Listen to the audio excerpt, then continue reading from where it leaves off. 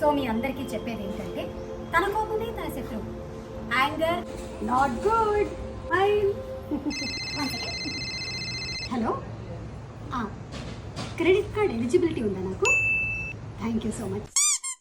No, I'm not interested. చూసారా, మీ అందరికీ కూడా కాల్ సెంటర్స్ నుంచి ఫోన్లు వస్తాయి. అలాంటప్పుడు మీకు చిరాకు వస్తుంది. But no, anger is not good.